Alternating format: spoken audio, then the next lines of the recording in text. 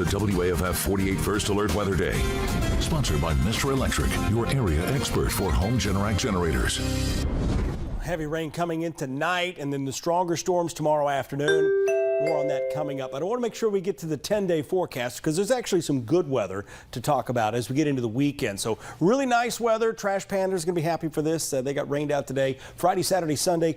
Awesome weather, but it will be chilly Saturday morning. And then as we get on into next week, chances for showers and storms, but not terribly cold. Tomorrow, 48 First Alert Weather Day. I'll show you why in just a second. And Thursday, again, this is a complicated storm system.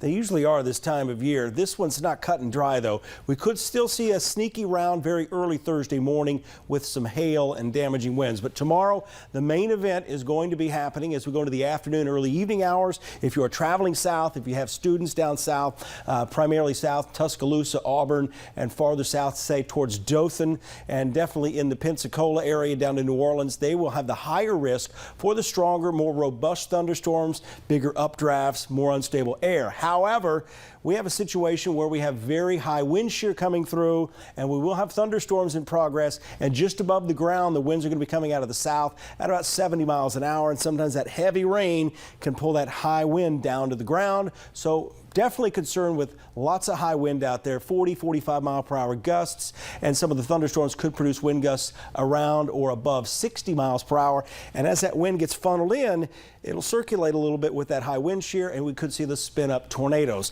I've adjusted the time a little bit earlier, still looking at about a 3-hour window, 1 p.m. to 4 p.m. out west in the Shoals, down to Haleyville and Russellville, 2 p.m. across the metro area and that corridor of I-65 and 565 up to Fayetteville, 3 p.m. to 6 p.m. from Guntersville, Albertville down to Boaz, Fort Payne, Rainsville, Scottsboro. There's still a possibility the biggest impact to the south will block us from seeing significant thunderstorms, but I just want to bring this to your attention that it could go the other way as well. So here are the primary threats: wind gusts over 50 miles per hour, heavy rain. Hail, probably not a big issue with this line tomorrow. Small hail, but isolated, embedded, spin up, quick EF0, EF1 type tornadoes. Now here's the setup tonight, and here's the other challenge. The model guidance is really struggling with this. The models didn't have this much rain in Mississippi tonight. They had a weakening line of storms, which is what we have. This is not severe, but nowhere near as widespread as what we have. The beginning of the rain for the overnight hours, starting to move into Florence, Russellville, Haleyville, and other areas out to the west near Red Bay, seeing the heavy rain.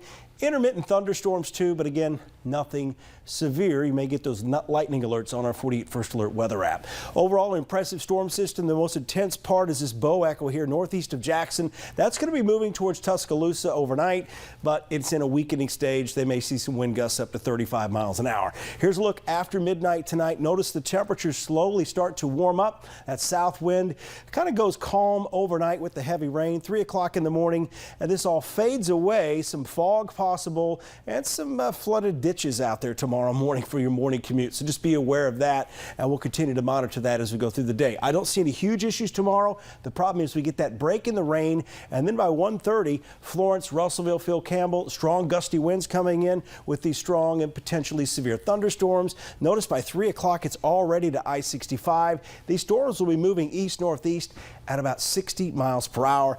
Just before 4 o'clock, Scottsboro, Fort Payne, and Albertville. One good thing I see in the data is it's not that really narrow line that typically indicates significant high winds. However, look what happens on the back end here tomorrow at 9 o'clock as the upper level energy starts to move in.